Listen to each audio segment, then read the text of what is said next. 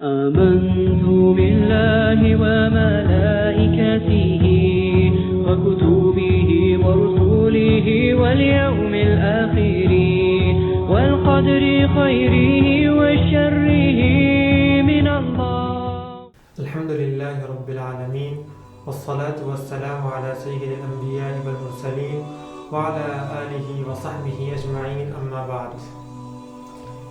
پچھلی قسط میں یہ بیان کیا گیا تھا کہ اللہ پر ایمان لانا کتنا ضروری ہے اور اللہ پر ایمان لانے کا مطلب کیا ہے. اس کے بعد ہم آج بیان کریں گے کہ آمنت باللہ و ملائکتہ کہ فرشتوں پر ایمان لانا بھی ایک مومن کے لیے ضروری ہے. فرشتے کون ہیں اور فرشتے پر ایمان لانا کیوں ضروری ہے؟ فرشتے اللہ تبارک و تعالیٰ کی ایک مخلوق ہے، جیسے جنات اور انسان اللہ تبارک و تعالیٰ کی مخلوق ہے. اللہ تبارک و تعالیٰ نے انسان کو مٹی سے، جنات کو آگ سے اور فرشتے کو نور سے پیدا کیا ہے. قرآن میں اللہ تبارک و تعالیٰ کی اس آیت سے پتہ چلتا ہے وَإِذْ قَالَ رَبُّكَ لِلْمَلَائِكَةِ إِنِّي جَاعِلٌ فِي الْأَرْضِ خَلِيفَةً کہ فرشتے انسان سے پہلے پیدا کیے گئے ہیں. فرشتے اللہ تبارک و تعالیٰ کی مخلوق ہے. فرشتے نہ کھاتے ہیں نہ پیتے ہیں. قرآن میں سورۃ الذاریات میں اللہ تبارک و تعالیٰ نے ارشاد فرمایا هل أتاك حديث ضيف إبراهيم المكرمين إذ دخلوا عليه فقالوا سلاما کہ حضرت ابراہیم علیہ السلام کا واقعہ بیان کرتے ہوئے اللہ ارشاد فرماتا ہے کہ فرشتے جب ان کے پاس گئے تو وہ کھانے کے لیے ایک بچڑا بھون کر لے آئے. حضرت ابراہیم علیہ السلام نے دیکھا کہ فرشتے یہ کھا نہیں رہے ہیں، یہ کھانے کی طرف نہ اپنا ہاتھ بڑھا رہے ہیں نہ اس کی طرف مائل ہو رہے ہیں. تو پھر حضرت ابراہیم علیہ السلام سمجھ گئے کہ یہ فرشتے ہیں. فرشتے نہ کھاتے ہیں نہ پیتے ہیں. فرشتے نہ مرد ہیں نہ عورت ہیں. قرآن میں سورۃ الانبیاء میں اللہ تبارک و تعالیٰ نے ارشاد فرمایا بل عباد مکرمون بلکہ وہ اللہ کے معزز بندے ہیں.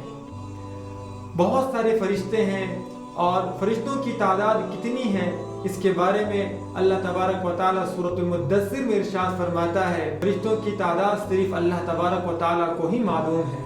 فرشتے بے شمار ہیں. فرشتوں کو اللہ تبارک و تعالیٰ نے یہ اختیار دیا ہے کہ وہ مختلف شکلیں اختیار کر سکتے ہیں، مختلف شکلیں بدل سکتے ہیں. جیسے روایت میں آتا ہے کہ حضرت جبرائیل علیہ السلام عام طور پر حضرت دحیہ کلبی کی شکل میں آیا کرتے تھے. اللہ کے رسول صلی اللہ علیہ وسلم نے حضرت جبرائیل علیہ السلام کو ان کو اپنی صورت میں بھی دیکھا ہے. فرشتے بڑے طاقتور اور مضبوط ہیں. قرآن میں سورۃ النجم میں ارشاد ہے ذو مرۃ فاستوى وهو بالافق الاعلى وہ بڑے طاقتور ہوتے ہیں. فرشتوں کی بہت ساری ڈیوٹیاں ہیں. جیسے حضرت جبرائیل علیہ السلام کی ڈیوٹی یہ ہے کہ وہ اللہ تبارک و تعالیٰ اور اللہ کے بندوں کے درمیان کمیونیکیشن کا کام کرتے ہیں. وہ اللہ تبارک و تعالیٰ کے احکام کو اللہ تبارک و تعالیٰ کے بندوں تک پہنچاتے ہیں، اللہ کے نبی تک پہنچاتے ہیں. فرشتے کیوں ضروری ہیں؟ اللہ تبارک و تعالیٰ اتنا بڑا نظام چلاتے ہیں. دنیا کا پورا نظام، بارش کا پورا نظام، لوگوں کو کھلانے پلانے کا نظام. اس اللہ نے اتنی بڑی دھرتی پیدا کیا اور ہمارا یہ یقین اور ایمان ہے کہ اللہ کو اس میں کسی کارساز اور کسی کام کرنے والے کی ضرورت نہیں ہے. لیکن ایک سسٹم کے لیے اللہ تبارک و تعالیٰ نے فرشتوں کو پیدا کیا. بعض فرشتے اللہ تبارک و تعالیٰ کے احکام کو بندوں تک پہنچاتے ہیں. بعض فرشتے روح قبض کرنے پر متعین مقرر ہیں اور حضرت اسرافیل علیہ السلام سور پھونکنے پر مقرر ہیں. اسی طریقے سے بہت سارے فرشتوں کی بہت ساری ذمہ داریاں ہیں. جب کسی میت کو قبر میں رکھا جاتا ہے تو اس وقت 2 فرشتے آتے ہیں. ان کا نام ہے منکر نکیر. اور ہر انسان کے لیے 2 فرشتے مقرر ہیں.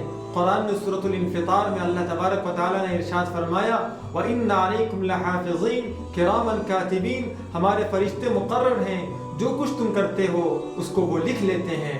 حضرت میکائیل علیہ السلام اللہ تبارک و تعالیٰ کے حکم سے، جیسے قرآن میں سورۃ الزخرف میں ارشاد ہے وَنَادَوْا يَا مَالِكُ لِيَقْضِ عَلَيْنَا رَبُّكَ کہ جہنم کے داروغہ اس کا نام مالک ہے. جنت کے داروغے کے بارے میں تذکرہ آتا ہے کہ اس کا نام رضوان ہے. اسی طریقے سے بہت سارے فرشتے ہیں جو اپنی ڈیوٹیاں انجام دیتے ہیں. خلاصہ کلام یہ کہ اللہ تبارک و تعالیٰ نے بہت سارے فرشتوں کو پیدا کیا ہے جو ہر وقت اللہ تبارک و تعالیٰ کی عبادت میں مشغول ہوتے ہیں۔ سورۃ المومن میں ارشاد ہے الذین یحملون العرش ومن حولہ یسبحون بحمد ربہم ویؤمنون بہ ویستغفرون للذین آمنوا، کہ اللہ تبارک کچھ فرشتے ہیں جو اللہ تبارک و تعالیٰ کے حکم سے اللہ تبارک و تعالیٰ کے عرش کو اٹھائے ہوئے ہیں۔ اللہ تبارک و تعالیٰ سے دعا کریں اللہ تبارک و تعالیٰ ہم سب کو اللہ تبارک و تعالیٰ کی اپنی اس مخلوق یعنی فرشتے پر صحیح طریقے سے ایمان رکھنے کی اور اس کو فرشتہ ماننے کی توفیق نصیب فرمائے۔ وآخر دعوانا الحمدللہ رب العالمین۔